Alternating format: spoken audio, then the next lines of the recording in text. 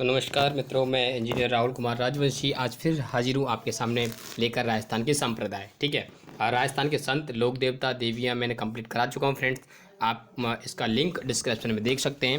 वहाँ पे आपको सारी वीडियो राजस्थान की हिस्ट्री से लेकर सारे जनरल साइंस से लेकर आपको मिल जाएंगी। ठीक है, और मैंने यहाँ पे आपको इंडिया जीके भी कराया है। ठीक है फ्रेंड्स, और वो भी चल रहा है। तो मैं बात करता हूँ आज राजस्थान के संप्रदाय लेकर। ठीक है, तो प्लीज़ आपसे एक रिक्वेस्ट करूँगा फ्रेंड्स, इसको लाइक, शेयर और सब्सक्राइब कर दीजिएगा। ठीक है, और तो आज हम चलते हैं राजस्थान के संप्रदाय हम पढ़ने वाले हैं। ठीक है, तो पहले पढ़ते हैं बल्लभ संप्रदाय की। ठीक है, जिसको रुद्र संप्रदाय भी या पुष्टि मार्गी संप्रदाय भी कहा जाता था। देखो, बल्लभ संप्रदाय या रुद्र संप्रदाय या फिर पुष्टि मार्गी संप्रदाय। ठीक है, इंपॉर्टेंट बात क्या थी, श्री कृष्ण के बाल स्वरूप की पूजा करते हैं। ये जो संप्रदाय होता है, संप्रदाय का मतलब होता है एक जाति समूह। ठीक है, या एक धर्म को मानने वाला। ठीक है, इस तरह से संप्रदाय की बात करते हैं। एक ग्रुप हो गया और वो एक ग्रुप क्या करता है, एक ही धर्म को या एक ही रीति रिवाज को मानता है। ठीक है फ्रेंड्स, बात करते हैं। तो ये क्या करते थे, ये कृष्ण जी के जो बाल स्वरूप था, छोटे बच्चे का स्वरूप था, उसको की क्या करते हैं, पूजा करते हैं। ठीक है, और इनके मंदिर को हवेली कहा जाता था। इंपॉर्टेंट बात है, इनके मंदिर को क्या कहा जाता है, हवेली कहा जाता है। यहाँ गाया जाने वाला गीत, जब जो गीत गाया था वो हवेली संगीत कहलाता है। ठीक है, कौन सा संगीत कहलाता है, हवेली संगीत। ठीक है, देखो, जहाँ इनके मंदिर बने होते हैं उसको क्या कहा जाता है, हवेली कहा जाता है, और मंदिरों में जो गीत गाया जाता है उसको हवेली संगीत कहा जाता है। ठीक है फ्रेंड्स, आगे मैं बात करूँ तो देखिए, मंदिर में श्री कृष्ण की मूर्ति के पीछे दीवार पर, जिनकी कृष्ण की मूर्ति होती है, उनकी दीवार के पीछे पर्दे पर जो चित्र बनाए जाते हैं उन्हें पिछवाई कहते हैं। अगर पीछे बनाए जाते हैं तो इससे याद रखना कि इनको क्या कहते हैं, पिछवाई कहा जाता है। कि मूर्ति के पीछे जो दीवार होती थी उस पर चित्र बनाए जाते थे, उनको क्या कहते जाते हैं, पिछवाई। नाथ द्वार, नाथ द्वारा की पिछवाई प्रसिद्ध है। और पिछवाई पिछवाई किसकी प्रसिद्ध है, नाथ द्वारा की। ठीक है, अब बात करते हैं राजमहल की। बल्लभ संप्रदाय के मंदिर कितने हैं, 41 मंदिर बल्लभ संप्रदाय के मंदिर हैं। भारत में बल्लभ संप्रदाय के 7 प्रमुख केंद्र हैं। देखो, कौन कौन से केंद्र हैं, कहाँ कहाँ पे ये जो बल्लभ संप्रदाय वो माना जाता है। तो देखो, यूपी में, गुजरात में, और 5 केंद्र हैं राजस्थान में। यूपी और गुजरात हो गए प्रमुख, 7 है टोटल। ठीक है, और एक तो यूपी हो गया पूरा। ठीक है, फिर ये गुजरात हो गया, और 5 केंद्र राजस्थान में, जहाँ पे देखो मथुरा, श्रीनाथ जी, द्वारकाधीश, गोकुल चंद और मदन मोहन। ठीक है, देखिए जो मथुरेश जी हैं जो कहाँ पे, कोटा में।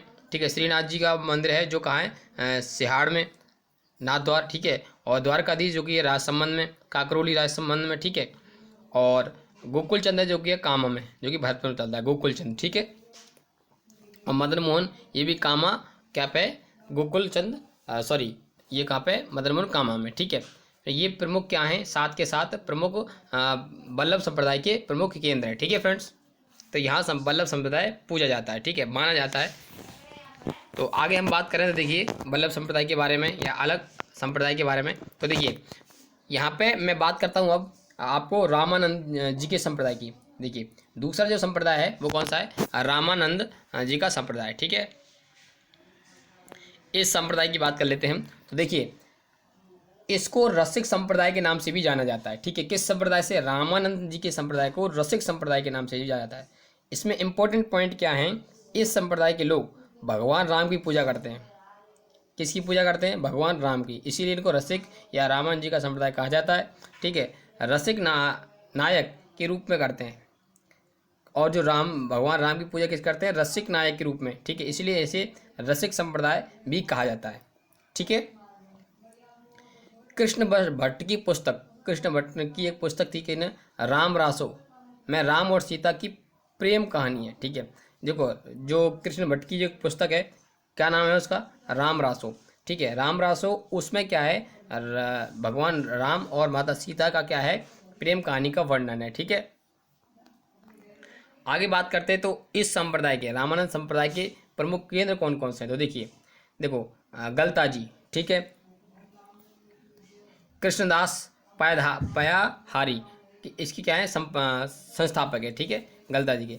आमेर राजा पृथ्वीराज तथा उसकी रानी बालबाई कृष्णदास के अन्वयी थे। कृष्णदास के क्या थे, अन्वयी थे।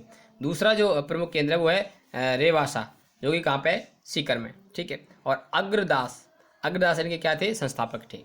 ठीक है, अगले जो संप्रदाय की मैं बात करने जा रहा हूँ वो है निम्बार्क संप्रदाय फ्रेंड। ठीक है, तो तीसरा जो संप्रदाय है वो कौन सा है, निम्बार्क संप्रदाय। ठीक है, निम्बार्क संप्रदाय की मैं बात करूँ तो देखिए इनका प्रमुख केंद्र है सलेमाबाद, जो कि अजमेर में स्थित है। सलेमाबाद जगह है और कहाँ पर स्थित है वो, अजमेर में। संस्थापक कौन थे, परशुराम। परशुराम इस संप्रदाय के क्या थे, संस्थापक थे। ठीक है, इस संप्रदाय के लोग राधा जी को कृष्ण की पत्नी मानते हैं। तो देखो इस संप्रदाय के लोगों का क्या मानना है, यह मानना है कि कृष्ण जी की जो पत्नी है राधा जी को मानते हैं। ठीक है, ऐसे कह सकते हैं राधा जी को कृष्ण जी की पत्नी मानते हैं, और वास्तविक पत्नी आपको पता है कि रुक्मणी है। ठीक है, लेकिन वो इस संदर्भ में या इस संप्रदाय में कृष्ण जी की पत्नी कौन मानते हैं, राधा जी को। ठीक है, मेला कहाँ बढ़ता, कब बढ़ता है, तो भाद्रपद शुक्ल अष्टमी को, जिसको राधा अष्टमी के नाम से जाना जाता है, इसमें यहाँ पे मेला बढ़ता है, यानी राधा अष्टमी के दिन यहाँ मेला बढ़ता है। ठीक है, आगे हम बात करें तो देखिए अगला जो संप्रदाय है वो है लालदासी संप्रदाय। कौन सा, लालदासी संप्रदाय। ठीक है, इसका मुख्य केंद्र जो है वो नगला जहाज में, यहाँ कहाँ पे, भरतपुर में। लालदासी संप्रदाय कहाँ पे, नगला जहाज में, जो कि कहाँ पे स्थित है, भरतपुर में। ठीक है, संस्थापक कौन है, लालदास जी हैं। ठीक है, इसीलिए इनका नाम भी लालदासी संप्रदाय रखा गया। मेव जाति के लकड़हारे थे, और ये कौन से थे, जो मेव जाति होती है, मुस्लिम जाति होती है, उसके क्या थे, लकड़हारे थे। गुरु कौन है इसके, गद्दन चिश्ती। गद्दन चिश्ती इनके क्या हैं, गुरु हैं, किसके, लालदास जी के। इन्होंने अपने उपदेश मेवाती भाषा में दी थी। मेवाती भाषा नहीं, जो मुस्लिमों की जो भाषा होती है वो मेवाती भाषा है। ठीक है, उस भाषा में इन्होंने क्या दिए थे, अपने उपदेश दिए थे फ्रेंड्स। ठीक है, तो इम्पोर्टेंट है, याद रखना। ठीक है, आगे बात करते हैं हम, देखिए फ्रेंड्स राम स्नेही संप्रदाय की। तो पांचवा जो संप्रदाय है वो राम स्नेही संप्रदाय है। तो इनमें कुछ इंपॉर्टेंट पॉइंट देख लें।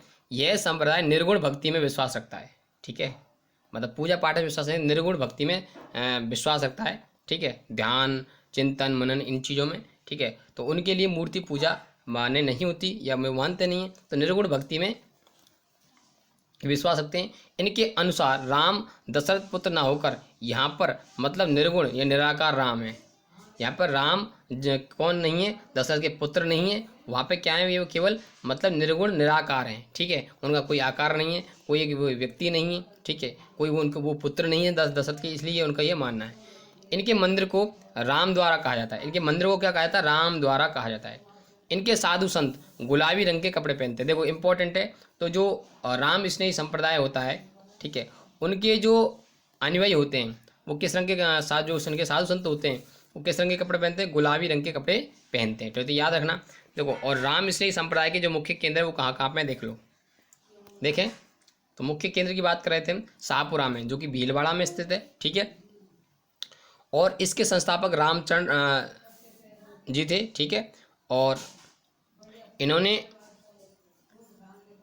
अंग भैराणी पुस्तक लिखी थी। किसने, रामचरण जी ने। ठीक है, जो कि संस्थापक थे इसके, जहाँ पे राम स्नेही संप्रदाय के, क्योंकि ठीक है, यहाँ पर होली के अगले दिन फूल डोल का मेला लगता है। देखो यहाँ पे क्या होता है, जो शाहपुरा में भीलवाड़ा में जो इनका मुख्य केंद्र है, वहाँ पे क्या होता है, होली के अगले दिन, ठीक है, होली के अगले दिन ही क्या होता है, एक फूल डोल का मेला बढ़ता है। ठीक है, अगले हम बात करें, देखिए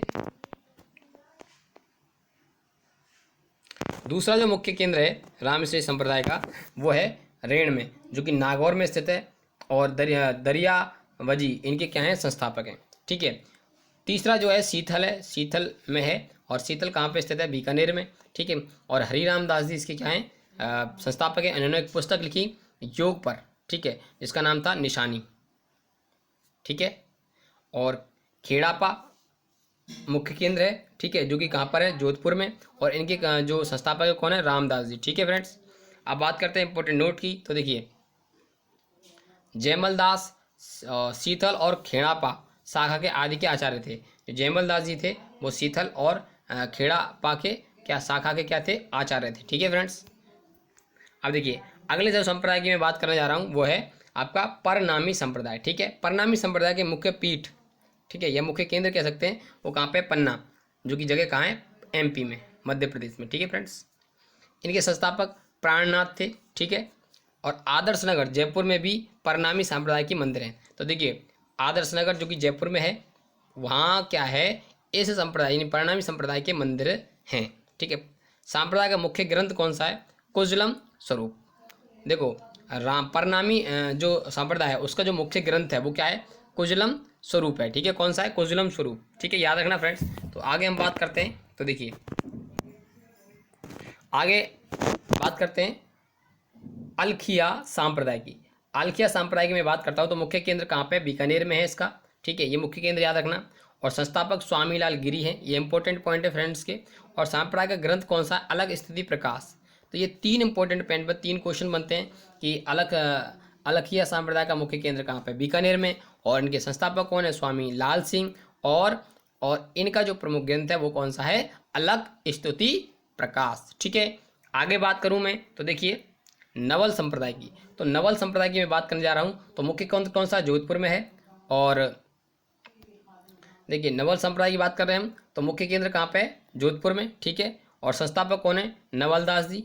ठीक है, इन्हीं के नाम पे क्या इस संप्रदाय का नाम रखा गया, नवल संप्रदाय। और ग्रंथ कौन सा है, नवलेश्वर अनुभव वाणी। नवलेश्वर अनुभव वाणी इनका मुख्य ग्रंथ है। ठीक है, अगले संप्रदाय की बात करता हूँ, गूदड़ संप्रदाय, गूदड़ संप्रदाय की। ठीक है, गूदड़ संप्रदाय मुख्य केंद्र कहाँ पे, दांतड़ा में, जो कि कहाँ पे स्थित है, भीलवाड़ा में। और संस्थापक कौन है, संत दास जी इनके क्या है, संस्थापक हैं। कौन से संप्रदाय के, गूदड़ संप्रदाय के।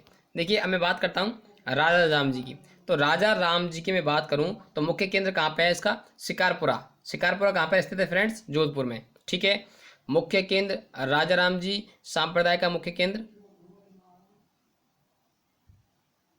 ठीक है, पटेल जाति के लोग मुख्य आस्था रखते हैं। और जो राजा राम जी संप्रदाय है वो पटेल जाति के जो लोग होते हैं यानी गुर्जर जाति के। ठीक है, तो मुख्य इसमें आस्था रखते हैं। इन्होंने पर्यावरण संरक्षण का उपदेश दिया है। पर्यावरण संरक्षण का क्या दिया है, उपदेश दिया है। ठीक है, आगे देखिए फ्रेंड्स, तो यहाँ पे आपके राजस्थान के संप्रदाय खत्म हो जाते हैं।